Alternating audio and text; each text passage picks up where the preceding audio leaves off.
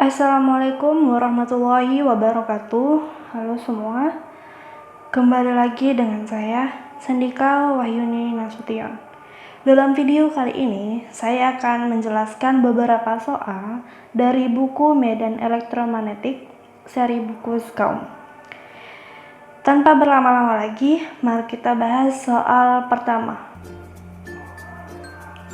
Saya mengambil soal pertama dari bab 1, yaitu soal 1.31, di mana diberikan A sama dengan AX kurang AY, B sama dengan 2AZ, dan C sama dengan minus AX tambah 3AY.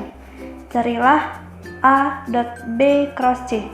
Periksalah variasi-variasi lain dari hasil kali skalar triple itu. Nah, sebelum lanjut ke penyelesaian, ada baiknya kita buat diketahui terlebih dahulu agar terlihat lebih jelas, di mana A sama dengan AX kurang AY, B sama dengan 2AZ, C sama dengan minus AX tambah 3AY. Kemudian, jika variabel yang tidak diketahui, maka itu sama dengan 0. Seperti AZ di A tidak diketahui, maka AZ di A itu 0, dan B AX sama AY tidak diketahui akan menjadi 0, dan di C untuk AZ tidak diketahui, maka tetap kita kasih 0. Kemudian langsung ke penyelesaian. Di sini sudah jelas yang kita cari itu A dot B cross C. Langsung saja kita masukkan nilai-nilai dari rumus yang sudah pernah kita pelajari sebelumnya. Jadi ada 1 dikali 0 ditambah minus 1 kali 0 ditambah 0 dikali 2 ditambah buka kurung 0 dikali 0 dikurang 2 kali 3. Kenapa di sini ada tutup kurung 2? Maka nanti akan ditutup kurungi seperti ini, bahwasanya yang ditutup kurung itu harus diselesaikan terlebih dahulu atau dilihat di selanjutnya. Lanjut ke tambah 2 dikali 1 dikurang 0 kali 0 ditambah 0 kali 3 dikurang 0 kali 1, maka sama dengan, karena 1 kali 0 hasilnya 0, setiap bilangan yang dikali 0 maka tetap hasilnya 0, maka ini 0 ditambah 0 ditambah 0 ditambah buka kurung 0 dikurang 6 ditambah 2 dikurang 0 ditambah 0 kurang 0, maka semuanya ini udah ada 0, ini 0, maka tinggal sisa minus 6 sama 2. Minus 6 tambah 2 jadinya minus 4. Sudah jelas untuk di soal yang pertama, maka kita akan lanjut pembahasan soal berikutnya. Saya ngambil di bab 2 untuk nomor soal 2.55, di mana buktikan bahwa medan listrik di dalam suatu kulit bola bermuatan serba sama adalah 0 di mana-mana. Nah, karena di sini itu disuruh buktikan, maka kita harus jawabnya dengan pembuktian. Nah, dari beberapa referensi selain dari buku Skaum, maka pada bola konduktor berjari-jari R diberi muatan Q, maka muatan itu akan tersebar seperti yang terlihat di gambar. Bisa kalian lihat gambar ini. Arah medan listrik oleh bola bermuatan sama dengan muatan titik, yaitu meninggalkan muatan positif dan menjauh muatan negatif. Harus kita garis bawahi. Dan sedangkan kuat medan listriknya dapat ditentukan dari hukum Gauss. Dari hukum Gauss dapat dijelaskan bahwa medan listrik timbul jika ada muatan yang dilingkupinya. Perhatikan titik A. Titik A di sini, ini dia. Luasan yang dibutuhkan titik A tidak dilingkupi muatan, berarti kuat medannya 0 atau EA sama dengan 0. Untuk titik di permukaan bola dan di luar bola akan memiliki luasan yang melingkupi muatan Q tersebut sehingga dapat diturunkan dengan hukum Gauss sebagai berikut. Hukum Gauss mula-mula itu dinyatakan dengan flux sama dengan Q per epsilon 0. Maka E sama dengan 4V R kuadrat sama dengan Q per epsilon 0. Nih. Untuk selanjutnya itu ada E sama dengan 1 per 4V epsilon 0 dikali Q R kuadrat. Nah, jadi penyimpulan dari pembuktian ini adalah kuat medan listrik oleh bola konduktor itu E sama dengan 0. Maka terbukti.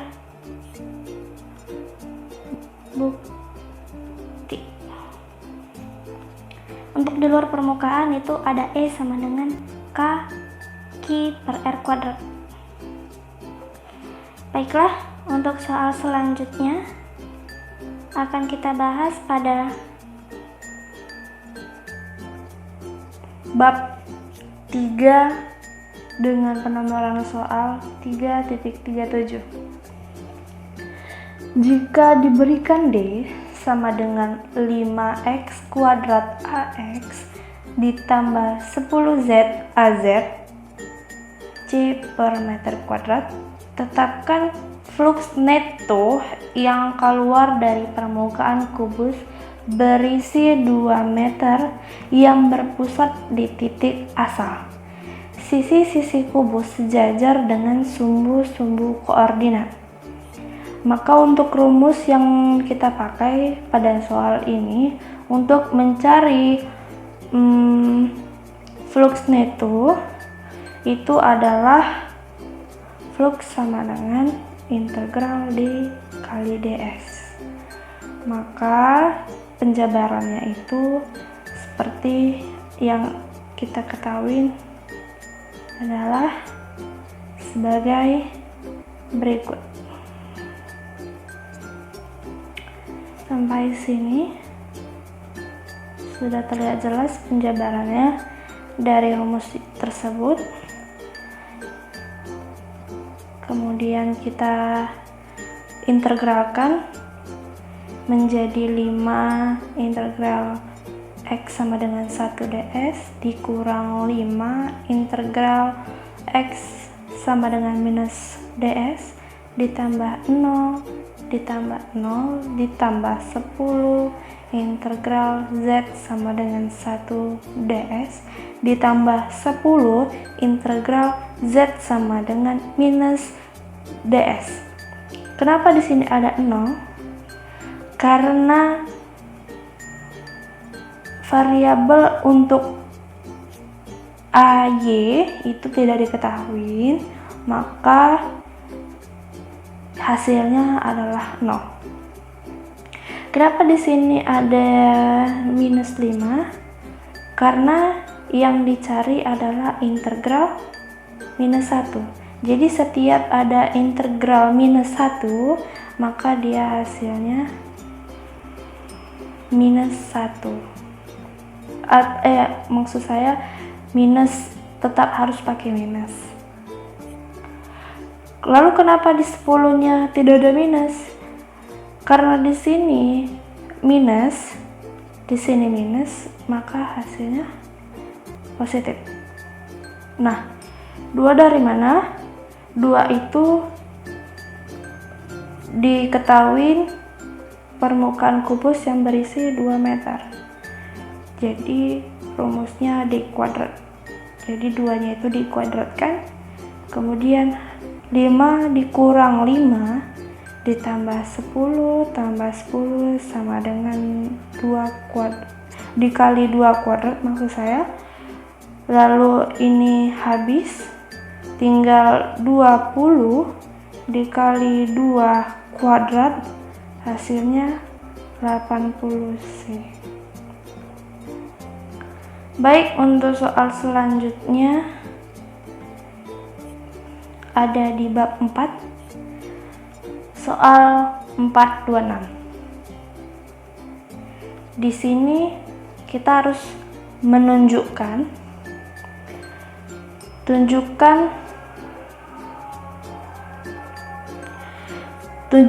nabla dot E sama dengan 0. Kita harus menunjukkan atau harus membuktikan bahwa nabla dot E sama dengan 0. Nah, jadi dalam penyelesaiannya secara singkat itu dikondisikan dalam koordinat silindris, di mana medan ini adalah E sama dengan rho L per 2V epsilon 0 R dikali AR. Ini rumusnya mula-mula, maka nabla cross E sama dengan 1/R dikali rho per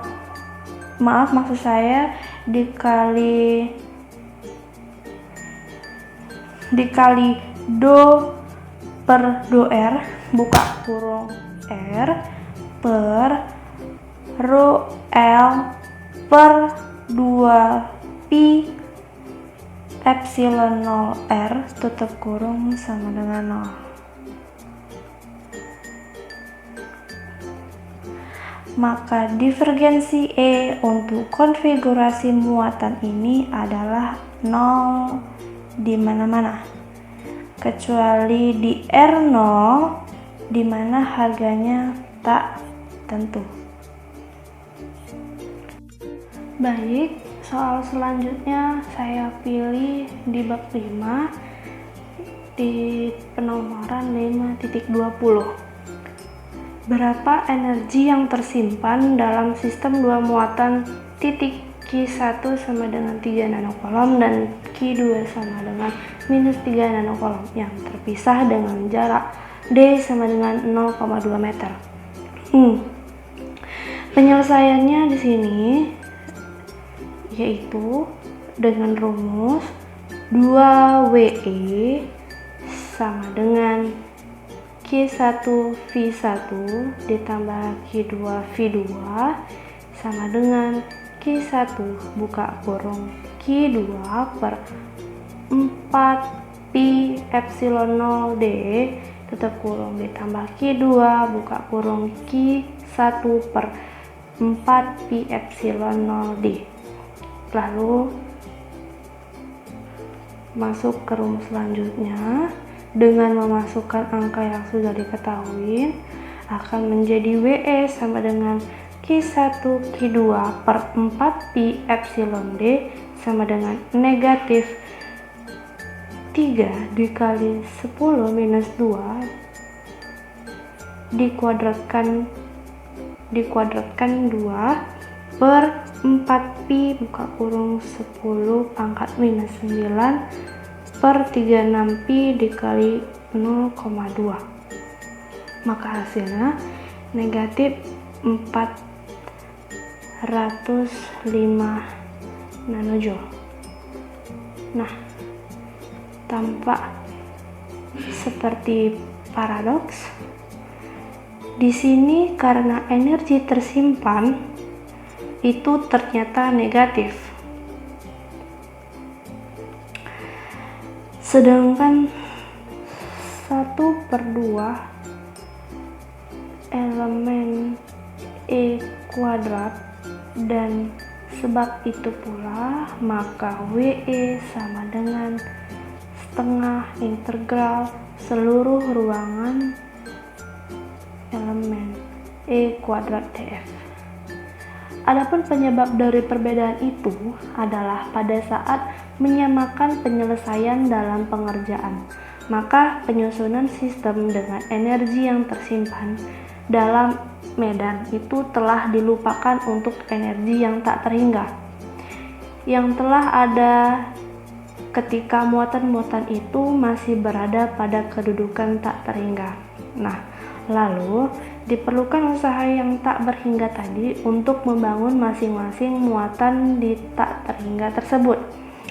Oleh karena itu, dari hasil WE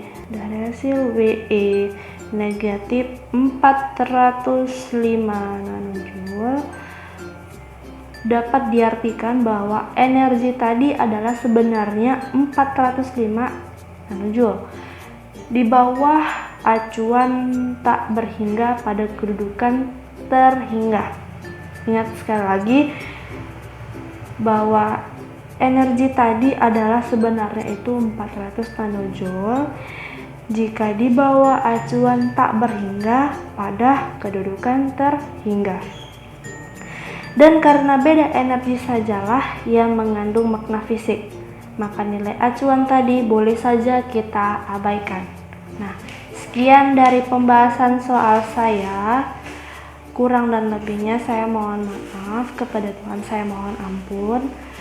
Wabillahi taufiq wal hidayah. Assalamualaikum warahmatullahi wabarakatuh.